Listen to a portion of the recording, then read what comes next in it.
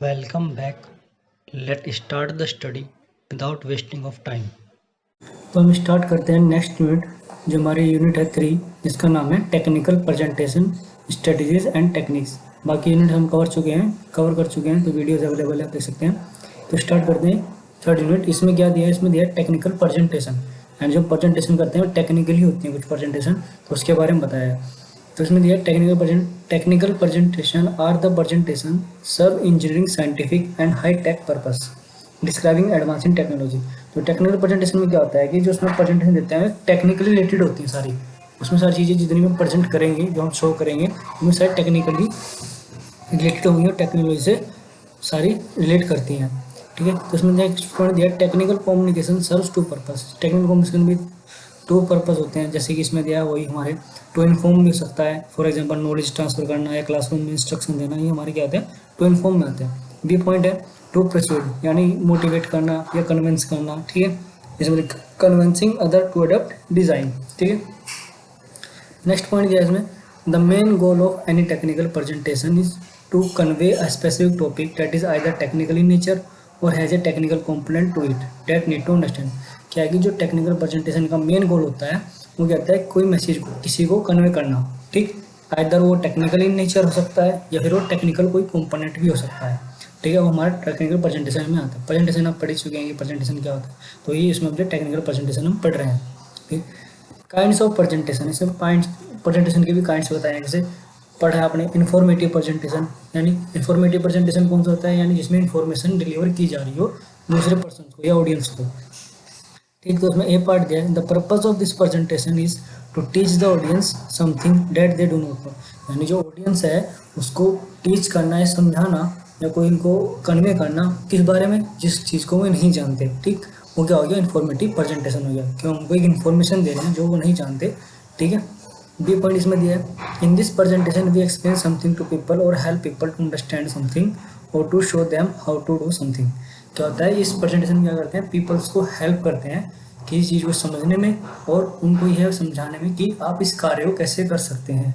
ठीक है। इसका करने का क्या प्रोसीजर है। तो हमारे क्या है, इसका सेकंड पॉइंट है कि उसको हम बोलते हैं, ये आता है हमारा सारा कुछ इन्फॉर्मेटिव प्रेजेंटेशन के अंडर। नेक्स्ट पॉइंट आता है इसमें प्रोसेसिव प्रेजेंटेशन, यानी प्रोसेड यानी कन्वे करना। ठीक है। तो उसमें ये पॉइंट दिया है the purpose of presentation is to convince the audience to think और मेक एग्री टूवर्ड्स समथिंग। क्या होता है कि जो ऑडियंस है उसको कन्विंस करना और किसी चीज़ के प्रति उसको एग्री करना, यानी ऑडियंस को एग्री करना। ठीक है। ये उनको सहमत करना, ये किसी चीज़ के लिए, किसी कार्य के लिए उनको मोटिवेट करना। ठीक। यह तुम्हारा परसेसिव प्रेजेंटेशन में। नेक्स्ट पॉइंट इसका बी, इसमें देख graph and supporting documentation are used in this presentation. तो जो हमारा परसेसिव प्रेजेंटेशन होता है इसके अंदर हम ग्राफ्स का यूज़ करते हैं प्रेजेंटेशन में, डॉक्यूमेंटेशन का यूज़ करते हैं उनको समझाने के लिए। ठीक है। थर्ड पॉइंट है हमारा इसमें एंटरटेनिंग प्रेजेंटेशन। एंटरटेनिंग प्रेजेंटेशन में क्या है? Entertaining presentation is a short presentation and give the audience to enjoyable experience. क्या होता है? जो एंटरटेनिंग प्रेजेंटेशन होती है वो शॉर्ट प्रेजेंटेशन होती है जो कि ऑडियंस को एंजॉय देने के लिए होती है या उनका मनोरंजन करने के लिए होती है। इसमें भी पॉइंट दिया है presentation to entertain may be either informative और प्रोसेसिव इन नेचर। जो प्रेजेंटेशन है या एंटरटेनमेंट वाली वो इंफॉर्मेटिव भी हो सकती है, प्रोसेसिव भी हो सकती है, but the supporting material are selected primarily based on their entertainment value. लेकिन जिसका मटेरियल सिलेक्ट किया जाता है प्राइमरली वो क्या होता है? एंटरटेनमेंट वैल्यू के बेस पर ही सिलेक्ट किया जाता है। फोर्थ पॉइंट आता है हमारा टेक्निकल प्रेजेंटेशन में, वही आ गया technical presentation involves visual and video tape. ठीक है। इसमें विजुअल वीडियो टेप्स होते हैं, दिस इज इन्फॉर्मेटिव प्रेजेंटेशन, और ये कहते हैं इन्फॉर्मेटिव प्रेजेंटेशन होती है। ठीक। नेक्स्ट क्वेश्चन आ जाता है write down the characteristics of good presentation. एक गुड प्रेजेंटेशन की क्या क्या कैरेक्टरिस्टिक्स होनी चाहिए? तो क्या करना चाहिए? A good presentation should concise and focused on topic. ठीक है।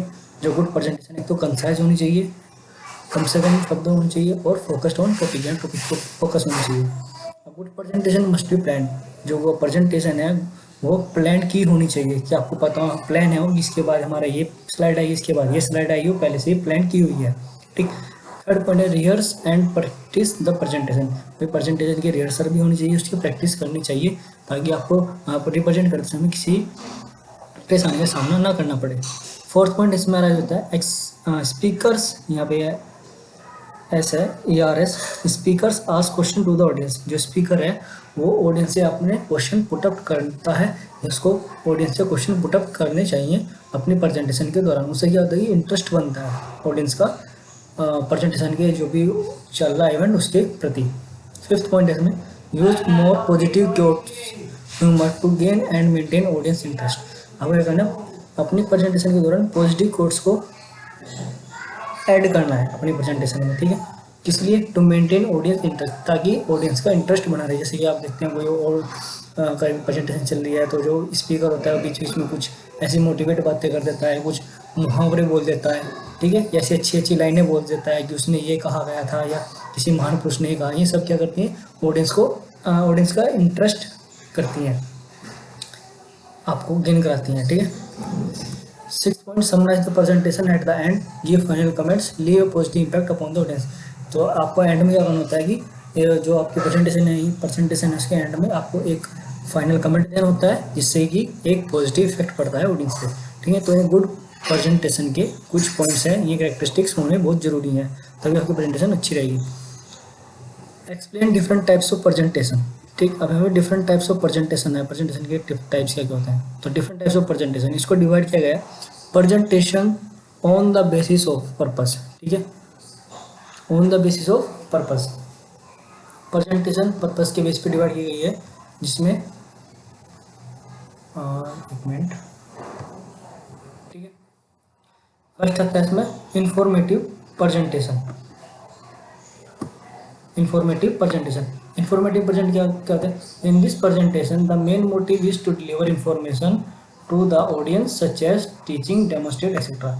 इंफॉर्मेटिव प्रेजेंटेशन क्या होता है कि इसका मेन मोटिव क्या होता है कि इंफॉर्मेशन डिलीवर करना ऑडियंस को, सच एज टीचिंग करा रहे हैं हम या डेमोस्ट्रेट दे रहे हैं, ठीक है, आप पहले पढ़ चुके हैं, सेम हुई है। This includes press conference, speaking at seminar and so on. इसमें क्या होता है, प्रेस कॉन्फ्रेंस भी हो सकती है, स्पीकिंग सेमिनार हो सकता है, ठीक है, एंड सो ऑन। ये होता है हमारा इंफॉर्मेटिव प्रेजेंटेशन।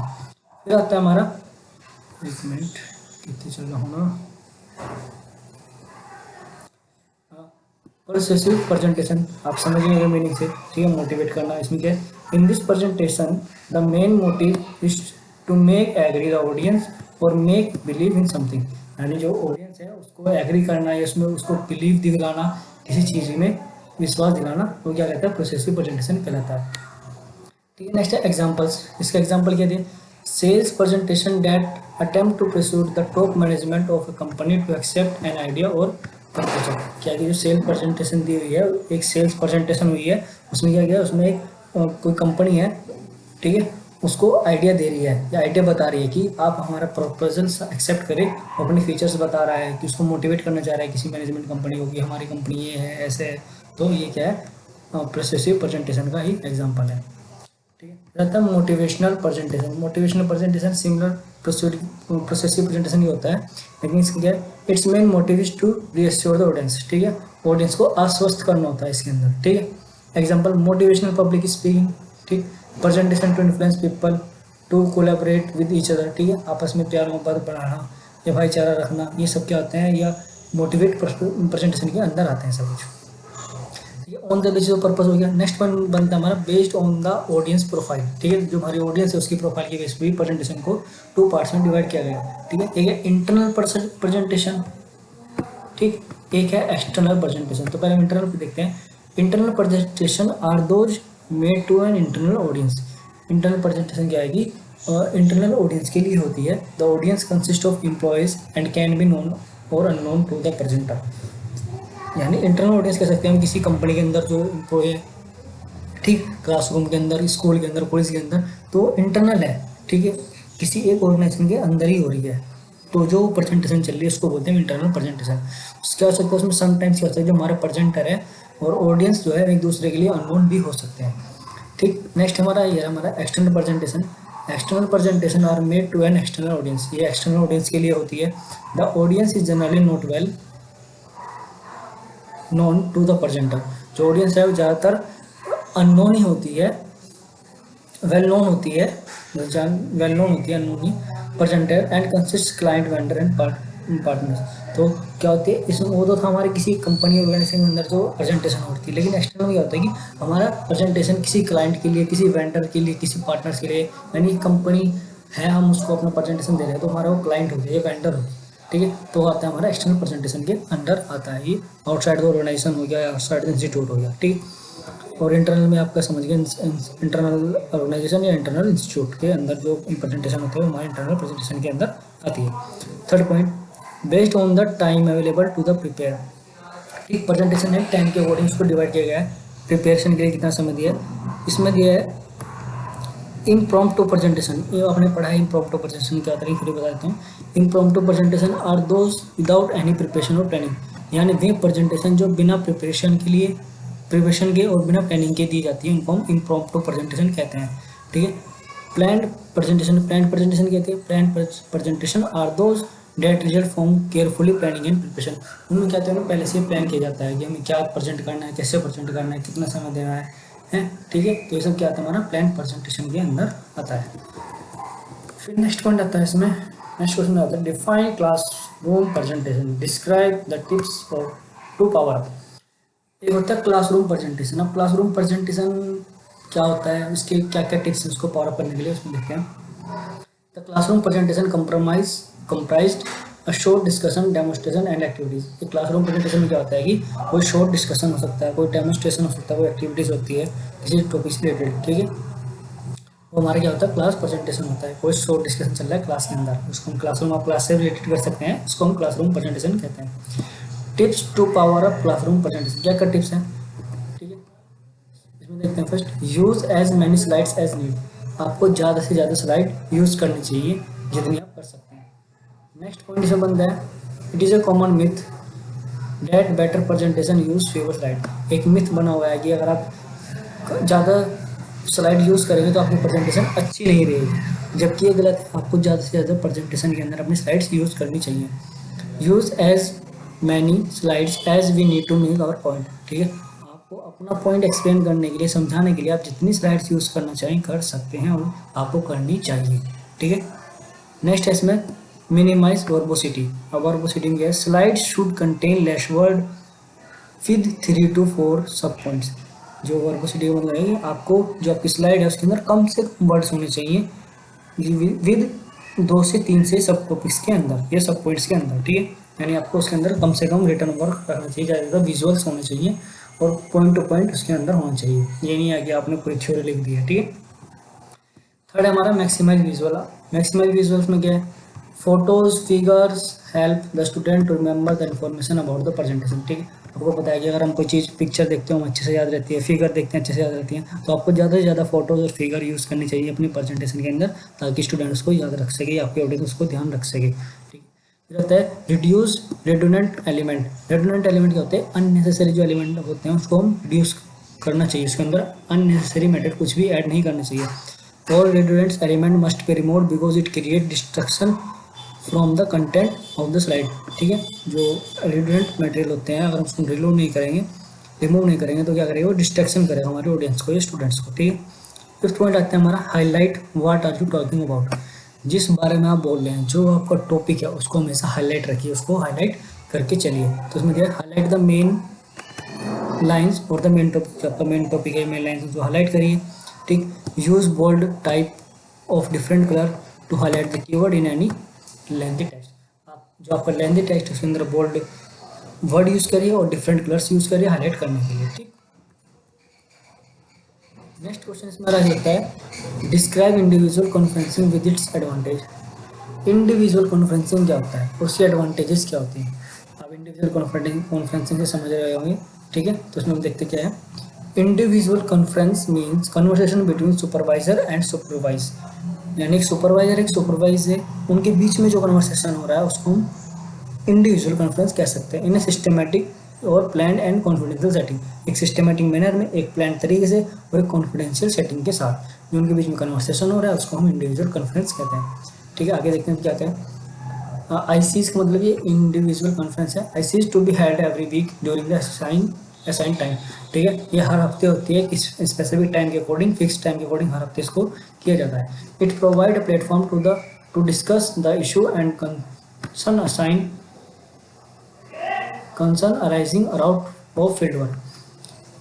क्या होता है, एक प्लेटफॉर्म प्रोवाइड कराती है ये डिस्कस करने के लिए किसी भी वर्क से रिलेटेड, किसी भी प्रॉब्लम से रिलेटेड, ठीक, या कोई पर्सनल उसमें कोई आगे का हमें डाटा ट्रांसफ़र करना है या कोई कंप्लेन करनी है, कुछ तरह चीज़ें होती हैं, आइडियाज शेयर करने हैं, तो उसके लिए प्रोवाइड क्या कराती है, एक प्लेटफॉर्म प्रोवाइड कराती है, वो कराती है हमारी इंडिविजुअल कॉन्फ्रेंसिंग। ठीक, अब देखिए इसमें एडवांटेजेस क्या होती हैं individual conferencing. Advantages of individual conferencing are individual conference meets the need of the individual worker. जो इंडिविजुअल वर्कर है उसकी नीड्स को कंप्लीट करती है, भाई उसको कोई प्रॉब्लम है या किसी तरह की बात शेयर करनी है तो कॉन्फ्रेंसिंग के थ्रू होता है, क्योंकि वीकली वो कॉन्फ्रेंसिंग होने वाली है। ठीक, it provide a platform for the student to discuss regarding the problem. ठीक है, ये स्टूडेंट को भी एक प्लेटफॉर्म प्रोवाइड कराती है तो प्रॉब्लम को डिस्कस करने के लिए जो वे फेस कर रहे हैं। ठीक, थर्ड पॉइंट इसमें it gives the student the privacy required to express their thought. ठीक है, ये स्टूडेंट को प्राइवेसी प्रोवाइड करती है अपने थॉट्स को एक्सप्रेस करने के लिए। ठीक है, भाई सबको कुछ बात हम सबके सामने नहीं करते किसी कर सकते किसी टीचर से, तो हम पर्सनली इंडिविजुअल।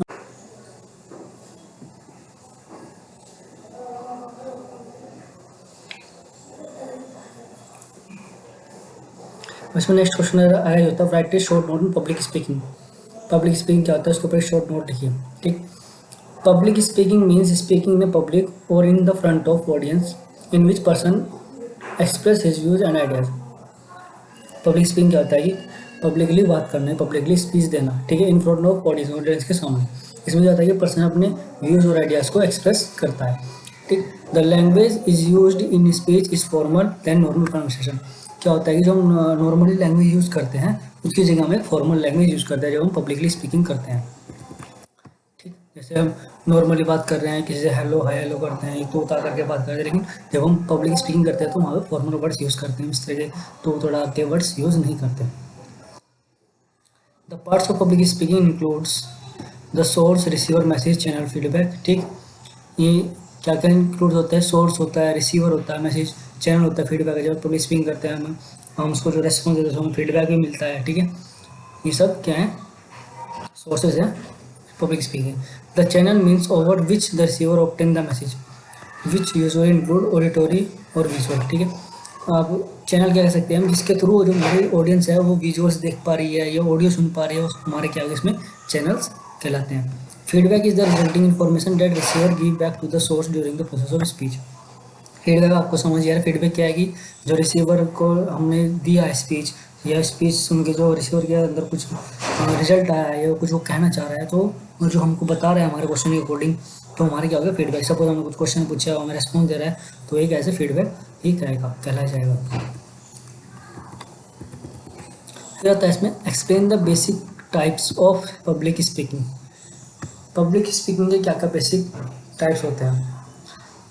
ठीक, टू इन्फॉर्म करना होता है, टू प्रोसीड मोटिवेट करना होता है, और टू एंटरटेन। ठीक है, तीन चीज़ एक्सप्लेन कर चुके हैं, समझ आया होगा, इसलिए दोबारा नहीं बता रहा हूँ। ठीक, नेक्स्ट क्वेश्चन है what are the public speaking techniques to attract audience.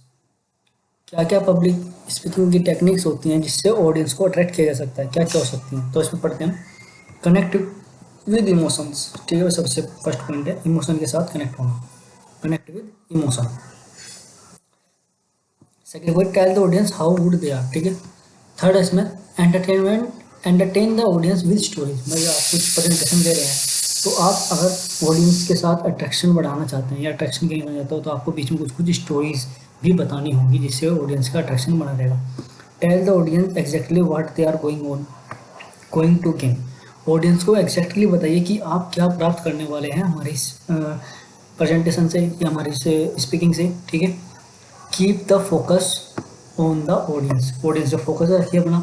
Start off with something new नहीं something shocking. Okay, start off with something shocking. जब भी आप अपनी प्रेजेंटेशन स्टार्ट करें कुछ ऐसी शॉकिंग चीज़ से स्टार्ट करें जिससे सामने वाले ऑडियंस बैठे शॉक हो जाए या वो इंटरेस्ट गेन करे। कुछ ऐसे वर्ड बोलिए, कुछ ऐसा टॉपिक रखिए अपने प्रेजेंटेशन का जिससे सामने वाला उसमें इंटरेस्ट ले। ठीक है, इसलिए लिखा है इसमें start off with something shocking. Use body movements. अपने बॉडी मूवमेंट्स यूज़ करिए, जितना ज़्यादा यूज़ कर सकते हैं कि बॉडी गेस्चर बहुत ही ज़्यादा इफेक्ट करता है। Appreciate the person who answer to your question. ठीक है, जो आपने कुछ क्वेश्चन पुटअप किया, जिस पर्सन ने आपका आंसर दिया है तो उसको अप्रिशिएट करिए, उसकी तारीफ करिए। ठीक है, तो इससे क्या होगा, आपका अट्रैक्शन बढ़ेगा, किसका, ऑडियंस का आपकी प्रति। तो आप क्या कर सकते हैं, कोई बंदा या कोई पर्सन आपके क्वेश्चन का आंसर भी दे रहा है, आप उसको गिफ्ट भी दे सकते हैं अपने प्रेजेंटेशन के दौरान, ठीक है। ये अट्रैक्शन बढ़ाने का तरीका है। फिर है मैसेज और कंटेंट शुड बी क्लियर। जो आपका मैसेज है, जो आपका कंटेंट है, वो एकदम क्लियर होना चाहिए, जिससे ऑडियंस को समझ आ जाएगी हमने यहाँ पे क्या करा है, क्या हमें बताया गया है, ठीक है। फिर नेक्स्ट क्वेश्चन है, explain the clarity in public speaking. Public speaking के अंदर क्लैरिटी का क्या मतलब है, और क्लैरिटी से समझ आ रहा हो, क्लैरिटी से आप समझ ही पा रहे होगा, लेकिन बताता हूँ। क्लैरिटी मीन्स क्लियरनेस, ठीक है। क्लियरनेस से क्या मतलब है, speaker meaning must be immediately understandable. जो स्पीकर का मतलब है, स्पीकर जो भी हमें मैसेज डिलीवर कर रहा है, वो इमीडिएटली अंडरस्टेबल होना चाहिए, हमें समझ आना चाहिए। It must be so clear that there is practically no change in of misunderstanding, ठीक है। इतना क्लियर होना चाहिए कि कोई भी मिसअंडरस्टैंडिंग क्रिएट ही ना हो ऑडियंस के अंदर। नेक्स्ट पॉइंट है, थर्ड पॉइंट, अ स्पीच में लैक क्लैरिटी द स्पीकर। जो स्पीच है वो लैक ऑफ क्लैरिटी कब हो सकती है, यदि स्पीकर, फर्स्ट पॉइंट कब हो सकती है, स्पीकर आइदर वेरी फास्ट और वेरी स्लो। स्पीकर ये तो बहुत फास्ट बोल रहा हो, ये बहुत स्लो बोल रहा हो, जैसे मैं, आपको फास्ट ही लग रहा होगा कि मैं फास्ट बोल रहा हूँ, हाँ मैं फास्ट ही बोल रहा हूँ वैसे, ठीक है। बट क्लैरिटी तो आ रही है ना, हाँ क्लैरिटी आनी चाहिए। सेकंड पॉइंट इसमें, does not articulate the words properly, ठीक है, वर्ड्स को सही तरीके से नहीं बोल पाना, समटाइम्स में भी नहीं बोल पाता, ठीक है। थर्ड पॉइंट, प्रोनाउंस इनकरेक्ट और does not follow the standard pronunciation, ठीक है, वही बात कि अच्छे से प्रोनाउंस नहीं कर पाना, या फिर कोई जो प्रोनाउंसिएशन का एक स्टैंडर्ड तरीका है उसको फॉलो नहीं कर पाना या नहीं कर पा रहा है। Does not have well organize material, उसके पास अच्छे से संसाधन नहीं है, ऑर्गेनाइज मटेरियल नहीं है, अच्छा माइक नहीं है, अच्छे पीपीटी नहीं है, अच्छे उसके बाद जो प्रोजेक्टर है वो नहीं है, तो ये सब चीज़ भी इफेक्ट करती है। Use to many unfamiliar words, बहुत ज़्यादा अनफेमिलियर वर्ड्स को यूज़ करना, ठीक है, ये सब क्या करते हैं, इफेक्ट करते हैं, ठीक। इसमें नेक्स्ट क्वेश्चन बताया जाता है हमारा, explain the modes of presentation. Presentation के मोड्स क्या क्या हैं, ठीक, तो भाई सिंपल सा है। फर्स्ट पॉइंट, ओरल प्रेजेंटेशन, ठीक। ओरल प्रेजेंटेशन, ओरल प्रेजेंटेशन क्या है, oral session contain individual presenter presentation.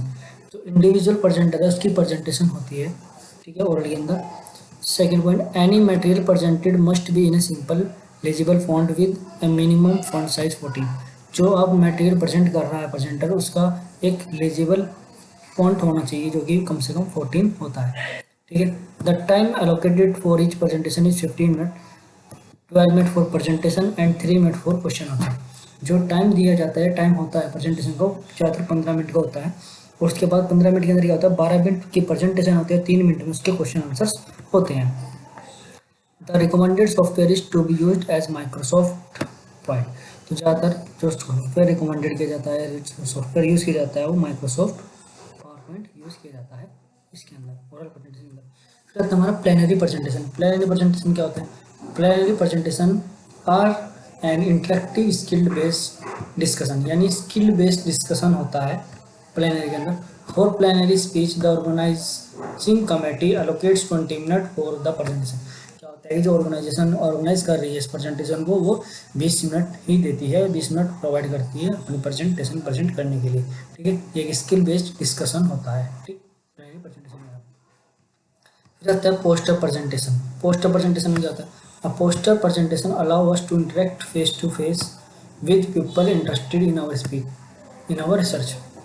यानी क्या होता है, पोस्टर के अंदर क्या होता है कि फेस टू फेस इंटरेक्शन होता है, किसके किसके साथ, हमारी रिसर्च के साथ। जो पर्सन हमारी रिसर्च में या हमारे पोस्टर में इंटरेस्ट ले रहे हैं, उनका एक फेस टू फेस इंटरेक्ट होता है, वो क्या कहते हैं, पोस्टर प्रेजेंटेशन कहलाता है।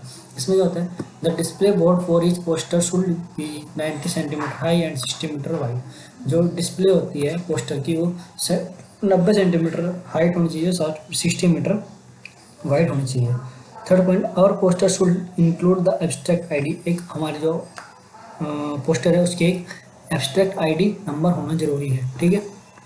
फिर एक्सप्लेन, नेक्स्ट क्वेश्चन आ जाता है, explain audience analysis with different factor. इसी का पॉइंट है, एक मिनट, हाँ, ये नेक्स्ट क्वेश्चन राइज होता है इसमें, explain audience analysis with different factor. ठीक है, ऑडियंस एनालिसिस को हम कैसे कर सकते हैं, हमें ऑडियंस का एनालिसिस करना है। ये क्वेश्चन बहुत ही इंपॉर्टेंट है, क्योंकि हमें पता होना चाहिए कि हम जो हमारी ऑडियंस है वो किस तरह की है, ऑडियंस का टाइप क्या है, ऑडियंस क्या जानती है हमारे टॉपिक के बारे में, क्या उसमें हम उसको मतलब एक तरह से ऑडियंस को जज करना, हम सिंपल वे में कह सकते हैं। Audience analysis involve identify the audience and adapting a speech to their interest. क्या होता है ऑडियंस एनालिसिस का मतलब क्या होता है कि ऑडियंस को एनालाइज करना और उनके अकॉर्डिंग एक स्पीच को सिलेक्ट करना जिसमें भी इंटरेस्ट दिखा सकते हैं। इसमें है factor of audience analysis. First है ऑडियंस एक्सपेक्टेशन। भाई ऑडियंस की एक्सपेक्टेशंस क्या है ये हमें पता होना चाहिए। Audience come with some expectation regarding the topic of the event. Audience क्या होती है, अगर उसको पता चले कि यहाँ पे कोई इवेंट होने वाला है, कोई प्रेजेंटेशन होने वाली है, तो जो ऑडियंस वहाँ पे जाने वाली है वो कुछ एक्सपेक्टेशन के साथ जाती है कि टॉपिक से रिलेटेड, कि यहाँ पे टॉपिक है तो उसको कुछ एक्सपेक्टेशन होते हैं कि मुझे यहाँ से कुछ सीखने को मिलेगा, कुछ जानने को मिलेगा, तो एक एक्सपेक्टेशन के साथ ऑडियंस आती है। Number B violating audience expectation can have a negative impact on the effectiveness of speech. ठीक है, अगर आप ऑडियंस से एक्सपेक्टेशन को वॉलेशन करेंगे तो क्या होगा, एक नेगेटिव इम्पैक्ट होगा आपकी स्पीच पर, जो स्पीच को बहुत इफेक्ट करेगा। ठीक है भाई, अगर ऑडियंस कुछ वहाँ से एक्सपेक्टेशन लेके आई है कि हमें यहाँ कुछ सीखने को मिलेगा, कोई चीज़ न्यू जानने को मिलेगी, वहाँ पर वो चीज़ नहीं मिल पा रही उसको, तो वो एक आपकी स्पीच पर बैड इफेक्ट करेगा। सेकंड पॉइंट है नॉलेज ऑफ टॉपिक। ठीक है, आपको टॉपिक की नॉलेज या फिर ऑडियंस को नॉलेज की टॉपिक क्या है। क्या होता है कि यदि हम किसी टॉपिक के ऊपर कोई प्रेजेंटेशन देने जा रहे हैं और हमारी ऑडियंस हमें पता है ये ऑडियंस ये है, तो हम ऑडियंस का एक नॉलेज लेवल पता करना चाहिए कि हमारी जो ऑडियंस है इस टॉपिक के बारे में कितनी नॉलेज रखती है, उसको कितनी नॉलेज है, जो हम टॉपिक प्रेजेंट करने वाले हैं वो उस टॉपिक को कितना जानती है, उसके बारे में कितनी नॉलेज रखती है, तो हमें पता कर लेना चाहिए। तो फर्स्ट पॉइंट पढ़ते हैं, audience knowledge of A topic can very widely on A given occasion, therefore communicator should find out what their audience already knows about the topic। क्या होता है कि ऑडियंस की नॉलेज वेरी कर सकती है टॉपिक के अकॉर्डिंग कि क्या टॉपिक है, तो जो स्पीकर है उसको पहले से ही पता कर लेना चाहिए कि उसकी ऑडियंस उस टॉपिक के बारे में कितना जानती है या कितना पता कर सकता है। ठीक, B point try to do some research to find out what the audience already know about the topic. ये ट्राई आप कोशिश करिए रिसर्च करने की या पता करने की आपकी ऑडियंस आपके टॉपिक के बारे में कितना जानती है। ठीक है, ये बहुत ज़्यादा इफेक्ट करेगी। नंबर है एटीट्यूड टुवर्ड्स टॉपिक। ठीक, knowing audience member attitude about a topic which will help the speaker determine the best way to reach their goal. ठीक है, आपको जो आपका टॉपिक है उसके रिगार्डिंग ऑडियंस का कैसा एटीट्यूड है आपको ये पता होना चाहिए। अगर आपको पता है कि जो आप टॉपिक प्रेजेंट करने वाले हो उसके रिगार्डिंग आपके ऑडियंस का एटीट्यूड पॉजिटिव है तो आप जल्दी उनके गोल तक रीच कर पाएंगे। अगर निगेटिव है तो आपको बहुत ज़्यादा मेहनत करनी पड़ेगी वो कन्वे करने के लिए। ठीक है, फोर्थ पॉइंट है इसमें डेमोग्राफिक्स। डेमोग्राफिक्स क्या होता है, the demographics factor of an audience include age, gender, religion, background class, sexual orientation, occupation, education etcetera. ठीक है भाई, आपकी ये भी पता होना चाहिए जो आपकी ऑडियंस है वो किस एज की है, क्या जेंडर है, किस रीजन से है, क्या उनका बैकग्राउंड है, सेक्सुअल ओरिएंटेशन कैसा है, ऑक्यूपेशन कैसी है, एजुकेशन कैसी है, तो आपको इस पता कर लेना चाहिए अपनी ऑडियंस के बारे में। फिर आता है सेटिंग। ठीक, वो वाली सेटिंग नहीं है। ठीक है, इस सेटिंग का मतलब यहाँ पे कुछ और है। ठीक है, तो देखते हैं सेटिंग के अंदर क्या आएगी। The setting of a presentation can influence the ability to give speech and audience ability to listen. Setting क्या है कि जिस रूम में आप स्पीच देने वाले हैं, जिस लोकेशन पर आप स्पीच देने वाले हैं, वहाँ की प्रॉपर सेटिंग होनी चाहिए कि आपको मैसेज डिलीवर करने में, स्पीच करने में कोई परेशानी ना हो, जो ऑडियंस है उसको सुनने में भी कोई परेशानी ना हो, कि उसको अच्छे से सुन सके आपको। ठीक है, तो आपको सेटिंग अच्छे से चेक कर लेनी चाहिए। ठीक है, जैसे माइक में टेस्ट करते हैं, टेस्टिंग, तो वो एक तरीके से क्या होता है कि आपकी वो जो ऑडियंस आप दे रहे हैं, प्रेजेंटेशन आप दे रहे हैं, वो इफेक्ट ना हो। ठीक, किसी तरह का इशू ना हो, तो अगर इशू हो जाता है आपको पता है ऑडियंस बातें कर लेते हैं, शोर होने लगता है, ये सब बहुत इफेक्ट करते हैं। तो some of these factors are time of day. ठीक, सेटिंग में क्या करता है, सेटिंग में टाइम ऑफ द डे है, क्या टाइम है, किस समय का है, दोपहर, सुबह, क्योंकि उसे वर्डिंग मोड भी जो ऑडियंस का होता है, सुबह के टाइम अच्छा फ्रेश मूड होता है, दोपहर के टाइम थोड़ा डाउन होता है, शाम के टाइम थोड़ा अच्छा होता है, तो ये भी डिपेंड करता है। टेम्परेचर कैसा है, ठीक। एक्सटर्नल नो यूज़ ट्रैफिक, ये जो ट्रैफिक है आसपास ट्रैफिक का नॉइस तो नहीं है, इंटरनल नॉइस तो नहीं है, कोई बेबीज क्राइंग, बेबीज रो रहा है, हैकिंग कफ्स, ये सब क्या है ये सेटिंग के अंदर आते हैं, इन सबका ध्यान रखना चाहिए। नेक्स्ट आता है इसमें ईगो सेंट्रिज्म। ईगो सेंट्रिज्म क्या होता है? ईगो सेंट्रिज्म क्या होता है कि most audience members are egocentric, मतलब they are generally most interested in things that directly affect them और देयर कम्युनिटी। क्या होता है कि कुछ लोग ईगो सेंट्रिक्स होते हैं, उनका मतलब क्या है कि वे उस चीज़ में ज़्यादा इंटरेस्ट लेते हैं जो डायरेक्टली उनको अफेक्ट करती है या फिर उनकी कम्युनिटी को ज़्यादा इफेक्ट करती है, उस चीज़ में इंटरेस्ट ज़्यादा लेना पसंद करते हैं, ठीक। तो नेक्स्ट वर्ड क्या बनता है?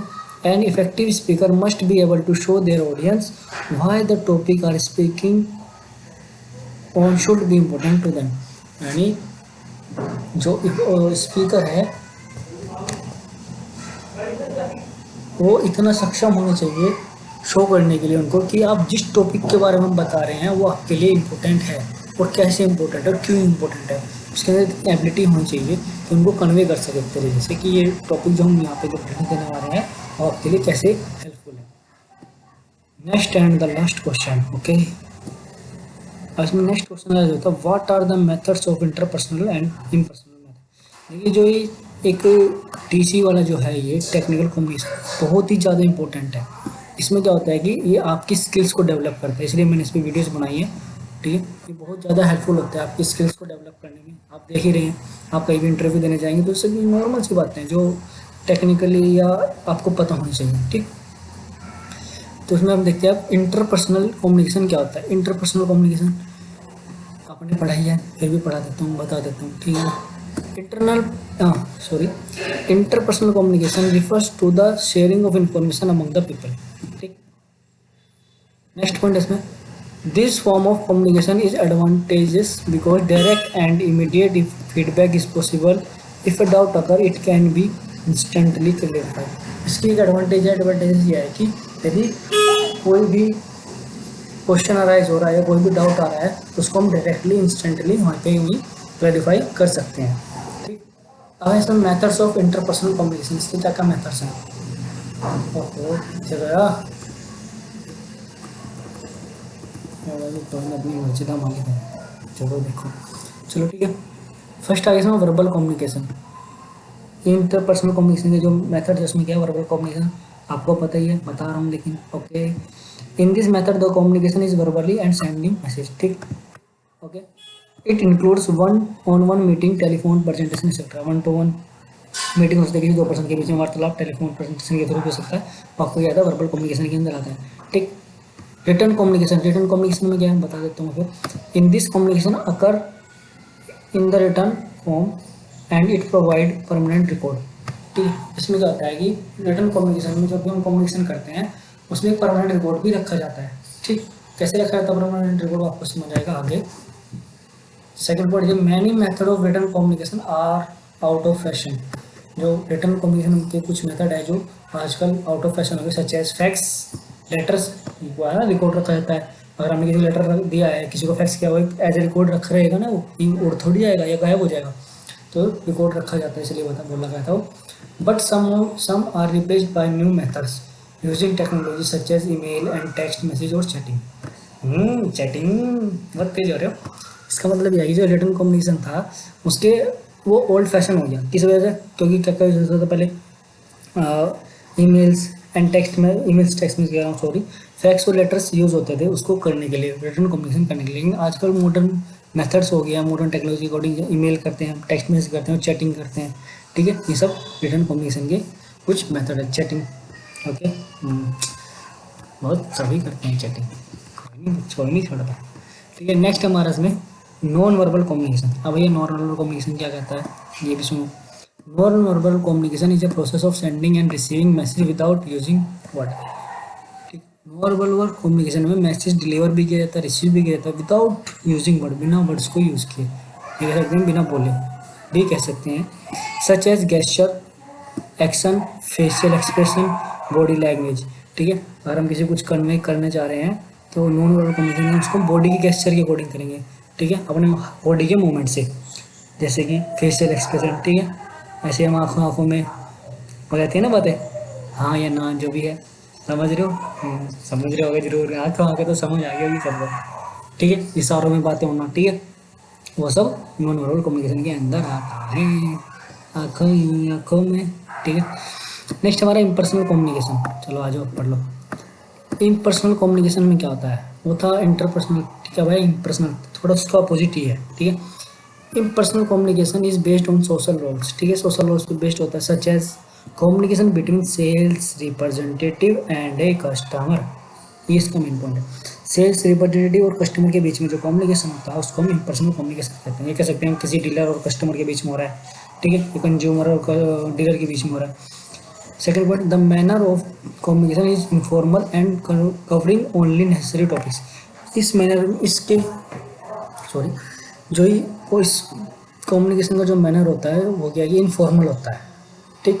इसमें ज़्यादा क्या होता है कि नेसेसरी टॉपिक को ही कवर किया जाता है, पॉइंट टू पॉइंट बातें होती हैं, ठीक है, फिजूल की बातें नहीं होती, जैसे कि आप लोग चैटिंग में कर रहे थे, ठीक है, तो उसमें टॉपिक से टॉपिक बात होती है क्योंकि बिजनेस से रिलेटेड होता है, सेल्स रिप्रेजेंटेटिव, ठीक है। आप ये तो पूछोगे नहीं हेलो हाय कैसे हो, खाना खा लिया, मेरे बाबू कैसा, ये सब नहीं पूछोगे ना।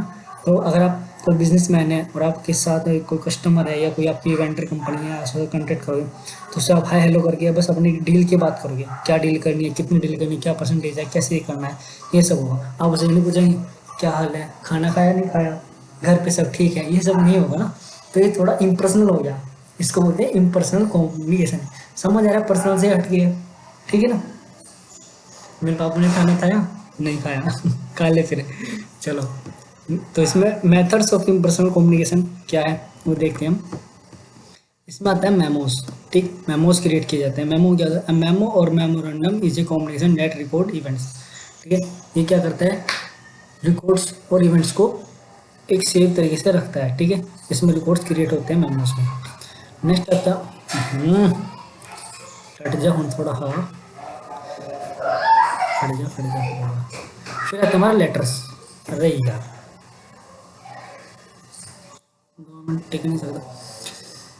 सेकंड पॉइंट है लेटर। लेटर आपको पता ही क्या होता है, ठीक है, वो वाले लेटर नहीं है जो आप सोच रहे हो, ठीक है, पढ़ते हैं। Letter is written message send by one person to another person. Letter क्या है, रिटन मैसेज होता है जो एक पर्सन से दूसरे पर्सन को भेज जाता है। Letter can be categorised into different types of based on formalities maintain information content. क्या लेटर को डिवाइड किया जाता है किस तरीके उसके अंदर इन्फॉर्मेशन है, ठीक है, क्या फॉर्मेलिटी है, उसके अकॉर्डिंग लेटर को डिस्ट्रीब्यूट या कैटेगराइज किया जाता है, ठीक। फिर है ईमेल्स, ठीक है, ईमेल्स में क्या होता है, email is a message that may contain text files image और अदर अटैचमेंट। क्या है, ईमेल एक मैसेज है जिसके अंदर कुछ टेक्स्ट भी हो सकता है, कोई फाइल्स भी हो सकती है, कोई इमेजेस भी हो सकती हैं और अटैचमेंट्स भी हो सकते हैं। सेंड थ्रू ए नेटवर्क, जो एक नेटवर्क थ्रू सेंड किया जाता है टू ए स्पेसिफिक इंडिविजुअल और ए ग्रुप ऑफ इंडिविजुअल। किसी इंडिविजुअल पर्सन को भेजा जाता है या ग्रुप ऑफ इंडिविजुअल्स को भेजा जाता है, वो कहलाता है आपका ईमेल यानी इलेक्ट्रॉनिक मेल, ठीक। नेक्स्ट आता है वॉइस मेल। हाँ हाँ बहुत यूज़ करते हैं, हर कोई यूज़ करता है, लेकिन ये भी वो वाला वॉइस मेल नहीं है, ठीक है, भी नहीं भी है, क्योंकि आजकल तो वॉइस मेल जो है वाला वॉइस मेल है जो मैं बता रहा हूँ, ये कुछ टाइम तक पड़ रहता है। हाँ वही पड़ रहता है, सेम है, हाँ दोनों सेम है, बट पर्पस दोनों का अलग अलग है। तो ये कहता है voice mail is a method of storing voice message electronically for later retrieval by intended recipient. क्या होता है कि जो इस मेथड है वो एक तरह से इलेक्ट्रॉनिकली मैसेज जो है जो कि सेव हो जाता है, ये स्टोर हो जाता है इलेक्ट्रॉनिक के फॉर्म में, और जब उसकी नीड होती है जो रिसिपेंट होता है उसको सुन सकता है या रिसीव कर सकता है, ठीक है। Second, callers leave short message that are stored on digital media. जो कॉलर्स होते हैं कि मैसेज लीव कर देते हैं जो कि डिजिटली फॉर्म में मीडिया पर स्टोर रहता है, ठीक है, आजकल हम भी करते हैं ना, मैसेज छोड़ देते हैं वॉइस मैसेज। नेक्स्ट क्वेश्चन है write a short note on audience participation quizzes and interjection, ठीक है, क्यूजेस और इंटरजेक्शन क्या होता है, इसके ऊपर एक शॉर्ट नोट देखते हैं क्या होता है। क्यूजेस यानी क्यूज है आप। An audience is a group of people who participate in show. An audience is a group of people who participate in show, यानी जो ऑडियंस है वो ग्रुप सिंगल पर्सन भी हो सकता है, कोई ग्रुप भी हो सकता है, ठीक, ऑडियंस का जो पार्टिसिपेट करते हैं किसी शो के अंदर, इस शो के अंदर पार्टिसिपेट करना यानी इसमें हिस्सेदार लेना। Second point, audience member participate in different ways में पार्टिसिपेट करते हैं। सम इवेंट्स इनवाइट और audience participation and some allowing only modest clapping etcetera. क्या होता है कि कुछ ऑडियंस को तो पार्टिसिपेट करने के लिए बुलाया जाता है, पार्टिसिपेट करते हैं, कुछ सिर्फ उसको देखने के लिए आते हैं जो वहाँ पे क्विज चल रही है। ठीक है, तो डिफरेंट टाइप से पार्टिसिपेट हो गया। अब इसमें क्यूज क्या है? Quiz is a game which can also be called a mind sport. Quiz एक गेम है जिसको हम एक माइंड स्पोर्ट्स भी कह सकते हैं। वेयर प्लेयर आइदर इंडिविजुअल्स और in teams attempt to answer questions posed to them correctly and win prize. क्या होता है कि एक स्पोर्ट गेम है क्यूज, जिसके अंदर कोई इंडिविजुअल भी पार्टिसिपेट कर सकता है, कोई टीम भी पार्टिसिपेट कर सकती है। जिसके अंदर क्या होता है, कुछ क्वेश्चंस का आंसर दिया जाता है। जब आंसर देते हैं तो आपको करेक्टली आंसर देने पर प्राइज भी मिलते हैं। सभी जानते हैं यार क्यूज तो, ठीक है, फिर भी बता रहा हूँ। ठीक है, various benefits of quiz competition. क्या क्या बेनिफिट्स हैं क्यूज कॉम्पिटिशन के? Number first, quizzes can be conducted for different age groups. ठीक है, क्यूजेस जो है ये बेनिफिट्स में कहाँ से आ गया? Quizzes can be conducted for different age, इसका वो बेनिफिट्स में शायद करके लिखा गया होगा। ठीक है, वैसे बता दूँ, क्यूजेस डिफरेंट एज के पीपल्स के लिए भी कंडक्टेड किया जाता है। बच्चों के लिए क्यूजेस अलग होती हैं, एडल्ट के लिए क्यूज अलग होती हैं, एडल्ट से जो ऊपर आते हैं क्या बोलते हैं ओल्ड, उनके लिए क्यूज अलग हो सकती हैं क्योंकि मेंटली चेंज होते रहते हैं ना, तो उस हिसाब से क्वेश्चन पूछ सकते हैं। जैसे KBC करोड़पति कौन बना करोड़पति, वो भी क्यूज है। ठीक है, उसके अंदर नॉलेज गेन हो रही है, नॉलेज बढ़ाई जा रही है।